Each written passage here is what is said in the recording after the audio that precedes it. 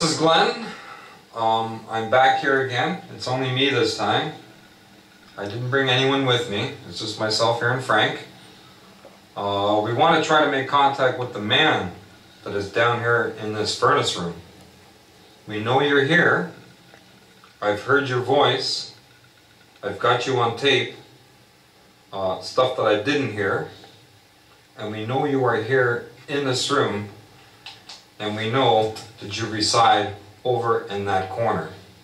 Where I'm shining the light, if you're around right now and you can see that, we know where you stay. We know you are here.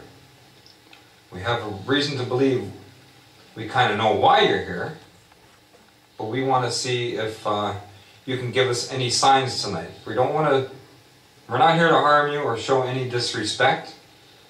That's not what I'm about, that's not what we're about. We just want to try to help you. So if the man is here with us in this furnace room, can you please do something to let us know that you're here? Can you make a knock? Can you do that clicking noise that you did before, if that was you?